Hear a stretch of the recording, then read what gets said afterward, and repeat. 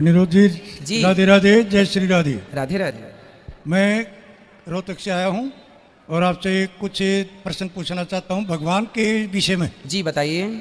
मेरा पहला प्रश्न ये है कि भगवान का जन्म यदि मथुरा में हुआ तो गोकुल में क्यों गए, और दूसरा प्रश्न ये है कि गोकुल में 11 साल रहने के बाद वह मथुरा में वापस आए, फिर जीवन पर्यंत गोकुल में नहीं आए, क्या आगू गलती गोकुल ने ऐसी क्यों नहीं आए? देखो, ये दोनों प्रश्न उत्तर समझाइए। दे रहे हैं उत्तर। भगवान ने मथुरा में जन्म लिया तो गोकुल क्यों चले गए?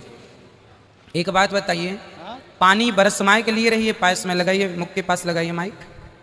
जब पानी बरसता है, सुन रहे हैं आप? सुन रहे हैं आप? सुन रहा हूँ। हाँ सुनिए। जब पानी बरसता है तो पानी पहाड़ में भी बरसता है, समतल भूमि पर भी बरसता है। पानी सब जगह बरसता है, परंतु ठहरता कहाँ है? जहाँ गहराई होती है। सिमट सिमट जल भर ही तालाबा, जहाँ गहरा होगा वहाँ पानी सिमट कर भर जाएगा। उसी प्रकार दुष्ट कंस के यहाँ भगवान ने जन्म तो लिया, पर दुष्ट के यहाँ रहते कैसे? इसलिए सज्जन नंद बाबा और सज्जन वसुदेव जी, नंद बाबा और यशोदा के यहाँ उनके हृदय में प्रेम की गहराई थी।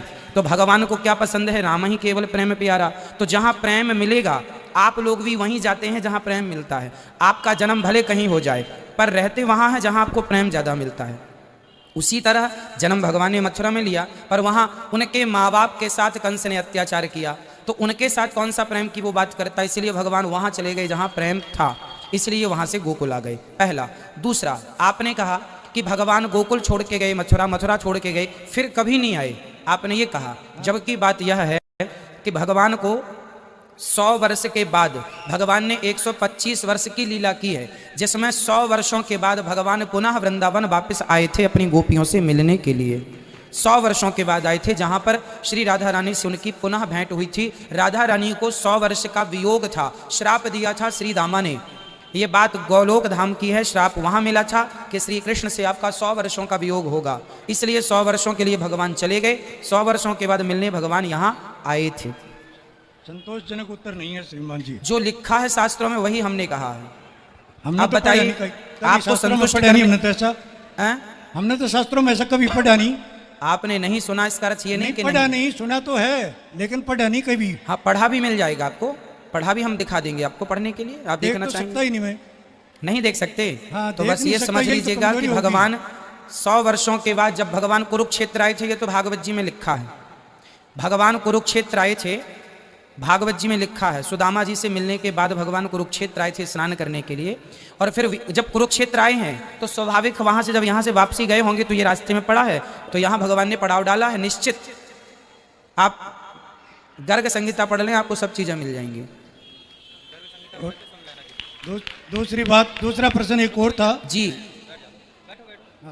बोलिए बोलिए। भगवान शब्द का अर्थ क्या है और श्रीमन नारायण का अर्थ क्या है? भगवान के बहुत अर्थ हैं। ऐश्वर्यस्य समग्रस्य धर्मस्य श्री ज्ञान वैराग्य और शैव षड्नाम भगितीर्णा, जिनमें 6 गुण हो उन्हें भगवान कहते हैं। भगवान का अर्थ ये भी होता है, भासे भूमि, आसे अग्नि, गासे गगन, वासे वायु, नासे नीर, 5 तत्वों को जोड़ दीजिए तो भगवान हो गया। ये तो सत्य है। हाँ, तो 5 तत्व के समन्वय को ईश्वर कहते हैं। ये सत्य है जी, ये पढ़ा है और समझा भी है जी। नारायण का अर्थ, नारायण का जो सदा क्षीर सागर में, जो जल में जिनका शयन है, जो जल में सदा, नार कहते हैं जल को, जो सदा जल में नित्य शयन करें, जिनके चरण श्री लक्ष्मी जी दबाएं, वह नारायण है। बहुत सारे अर्थ होते हैं भगवान शब्द के, नारायण शब्द के बहुत अर्थ हैं। आपको कौन से अर्थ सुनने हैं ये बताइए। शयन करने का आयन अर्थ नहीं है, तो भगवान का तो आगमन है। बहुत सारे अर्थ हैं, एक ही शब्द के बहुत अर्थ होते हैं हमारे यहाँ, लेकिन शयन तो अर्थ उचित नहीं लगता ना। नारायण, हाँ मैं आयन, हाँ आगमन है। मैं आपको जो कह रहा हूँ वो लिखा हुआ कह रहा हूँ। भागवत जी में कहो तो मैं अभी दिखा दूं लिखा हुआ। हमने भी पढ़ा है। हाँ, हमने भी पढ़ा। भगवान के जो नारायण शब्द की व्युत्पत्ति है, व्याख्या है, उनका आप जैसा हम कह रहे हैं लिखा हुआ हम आपको बता सकते हैं श्रीमद् भागवत जी के 2 स्कंध में। भगवान कभी गर्भ से जन्म लेता है या नहीं लेता है? भगवान सदा प्रकट होते हैं, इसलिए लिखा है भय प्रकट कृपाला दीन दयाला कौशल्या। यदि ऐसा है तो आज आपने भगवान राम से वरदान दिवाया माता कैकेयी को, ठीक है। अगर मैं तेरे गर्भ से जन्म लूंगा लेकिन दूध ही नहीं पीऊंगा, हाँ, तो तो फिर गर्भ में कैसे पैदा कैसे हुआ? भाई गर्भ का अर्थ केवल पेट नहीं होता सरकार। भगवान मंदिर में बैठे हैं तो उनको कहा जाता है ये गर्भगृह है।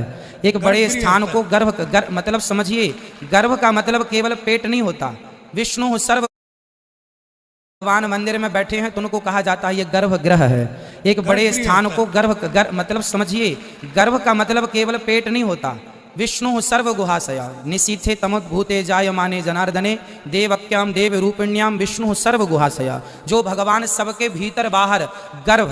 अब एक बात बताइए, जब भगवान सबके भीतर व्यापक है तो क्या गर्भ में भगवान व्याप्त नहीं होगा? सबके गर्भ में ईश्वर ऑलरेडी हैं, परंतु भगवान प्रकट होते हैं। तमद्भुतम, भगवान के बारे में कहीं भी हमारी तरह तुम्हारी तरह जन्म नहीं लेते, भगवान प्रकट होते हैं। पर बोला यही जाएगा कि भगवान देवकी के गर्भ से प्रकट हुए। वो गर्भ का अर्थ वो गर्भ नहीं है। हाँ, भगवान गर्भ में जाते हैं अंश रूप में अपनी माँ के गर्भ को पवित्र करने के लिए, पर योनि के मार्ग से आते नहीं है, वह प्रकट हो जाते हैं। भगवान है ना सर्व सामर्थ्य। यही तो वेद मंत्र है, प्रजापति शरति गर्भे अंतर्जायमानो जी बहुधा विजायते जी। जब वो गर्भ में आता है तभी तो लिखा है ये। हाँ, तो गर्भ में भगवान प्रवेश करते हैं केवल माँ के गर्भ को पवित्र करने के लिए, पर योनि से प्रकट नहीं होते हमारी तरह, आपकी तरह। वो प्रकट होते हैं। पेट फाड़ के आते फिर। हाँ, पेट फाड़ के आते हैं। भगवान तो खंबा फाड़ के आ जाते हैं। खंबा फाड़ के तो नरसिंह हुए। हाँ, तो भगवान तो भगवान है। नहीं सुना तो नहीं पेट फाड़ के हुए, लेकिन खंबा फाड़ के हुए। नहीं, हमने तो बोले नहीं कि पेट फाड़ के आए। अभी है, सुना भी है। पेट फाड़ के आए ऐसा हमने बोला ही नहीं। भाई भगवान को पेट फाड़ने की जरूरत नहीं है। जैसे अंदर गए वो भगवान हैं, कर तुम अकर तुम अन्यथा कर तुम सर्व सामर्थ्य। ठीक है, ईश्वर हैं, उन्हें बाहर से आने की अंदर से आने, वो जहां सब जगह हैं, सब जगह हैं, तो वो कहीं से भी प्रकट हो सकते हैं। ठीक है, और बात कराइए, संतुष्ट हुए कि नहीं दादाजी? नहीं जी, संतुष्ट नहीं हुआ, क्योंकि बच्चे के रूप में भगवान आता है। यदि प्रकट होता तो पूर्ण रूप में आता, जैसे नरसिंह हुआ। तो पूर्ण रूप में आए हैं आपने, राम में कहा है, आपने बच्चे के रूप में आए भगवान। नहीं नहीं, सुनिए, आपको कंफ्यूजन हो रहा है। आपने ये बताइए कि रामचरितमानस पढ़ी है? रामचरितमानस पढ़ी है, बहुत बार पढ़ी है। तो उसमें लिखा है भय प्रगट कृपाला दीन दयाला कौशल्या हितकारी हर्षित महतारी। उसी में लिखा है, उसी रामचरितमानस में लिखा है कि भगवान जब प्रकट हुए थे राम जी, तो 4 हाथ लेकर प्रकट हुए थे, चतुर्भुज रूप में। अब हम और आप प्रकट होते हैं तो क्या 4 हाथ में आते हैं? 4 हाथ में तो भगवान ही आ सकते हैं ना।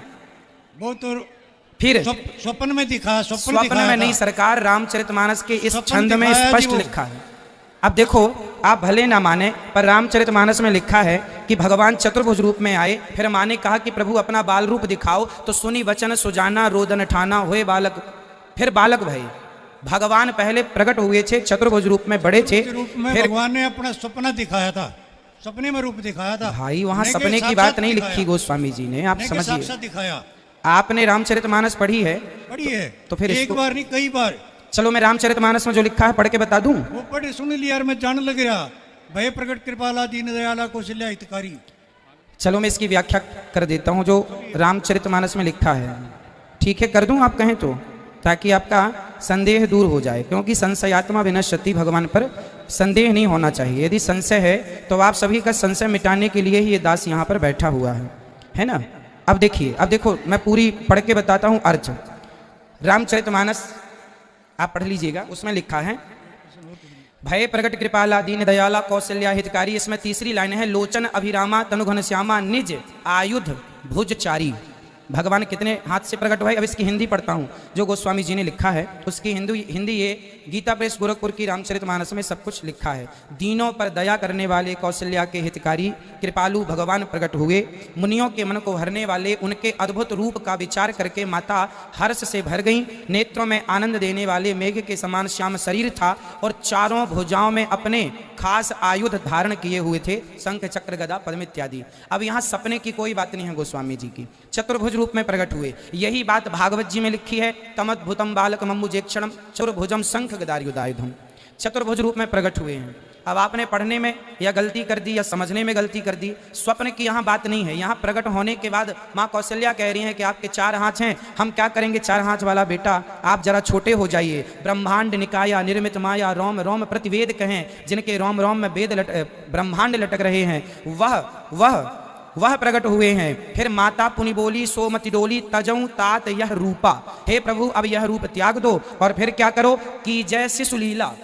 शिशु मतलब बच्चों की लीला करो, प्रिय जो प्रिय लगने वाली है। तब भगवान ने सुनी बचन सुजाना, रोदन ठाना। भगवान ने अपना चतुर्भुज रूप त्याग करके छोटे से बच्चों की तरह लीला करने लगे, जिससे माता को सुख प्राप्त हो जाए। ये व्याख्या है जो आप पढ़ सकते हैं रामचरितमानस में। अब फिर भी आप ना समझें, ना माने, तो फिर हम कुछ नहीं कर सकते। एक प्रश्न और रह गया मेरा जी, एक प्रश्न और रह गया। का एक श्लोक आता है, वासंसी जीर्णानि जथा विहाय नवानि गृह्णाति नरो प्राणी ठीक है, तथैव जीवान चलो के शरीरा अन्यानि संयाति नवानि दे। ठीक है। एक बच्चा पैदा होता है और वह जन्म लेने के 1 मिनट बाद या 1 घंटे बाद एक्सपायर हो जाता है। हाँ। तो नया कपड़ा पहन के आया था, पुराना तो नहीं हुआ, कैसे गया? क्यों, नए कपड़ों में भी खोट नहीं निकल जाती क्या? खोट निकल जाता है, लेकिन भाई नया आप कपड़ा शोरूम पहन से के नया आया था। कपड़ा खरीद के लाते हैं, कई बार वो भी आप रिजेक्ट कर देते हैं ला करके। तो कैसे भगवान ने भी गया? नया शोरूम से निकाले, देखे हो गया उसको, इसलिए रिजेक्ट कर दिया। इसमें क्या है? वासांसी जीर्णानि यथा विहाय, ये सही है। भगवान कहते हैं आत्मा पुराना शरीर त्याग करके नया शरीर धारण करती है, आत्मा वस्त्र पहनती है, वासांसी जीर्णानि यथा विहाय। लेकिन ये बात सत्य है कि कपड़ा पहनती है। इसका मतलब ये नहीं कि बच्चा पैदा हुआ तो मरे ना, भाई जन्म लेते ही मर जाएगा। नया भी रिजेक्ट, आप नया चीज सामान घर में लाते हैं, नया मोबाइल खरीद के लाते हैं, आते ही बिगड़ जाता है। तो बनाई हुई चीज है, परमात्मा की बनाई हुई नहीं है। हाँ, तो परमात्मा भी इसी प्रकार से। परमात्मा ऐसी चीज नहीं बनाता। अच्छा देखो, ताकि पैदा होते ही मर जाए। जब शांतनु का जन्म हुआ, शांतनु के पुत्र गंगा जी के पुत्रों का जन्म हुआ, तो जन्म लेते ही गंगा जी ने अपने सारे पुत्रों को पानी में बहाया कि नहीं? क्यों बहाया था? इसलिए बहाया था क्योंकि उनकी आयु उतनी ही थी। भाई 1 दिन की आयु किसी को मिली है तो 1 दिन के लिए ही शरीर धारण करेगा ना वो। किसी को 100 साल की मिली, किसी को 80 साल की मिली, किसी को 10 साल की मिली, किसी को 5 साल की मिली, ये तो ईश्वर तय करेंगे। पुत्र आप लौकिक दृष्टि से बता रहे हैं, आध्यात्मिक दृष्टि से बताइए, गंगा ने कैसे बहा दिया, कहाँ बहाई? भाई गंगा जी के पुत्रों को, आध्यात्मिक दृष्टि से बताइए आप। पितामह भीष्म 8वें पुत्र हुए हैं। पिता में भीष्म तो 8वें हुए, कृष्ण जी उसके भी पहले 8वें हुए जितने थे। बच्चे हुए माता गंगा जी के, सारे पुत्रों को उन्होंने विसर्जित किया था, ऐसा शास्त्रों में लिखा है। अब आप शास्त्रों की माने तो हम बात करें आपसे, माने ही ना तो बात करने से फायदा नहीं है।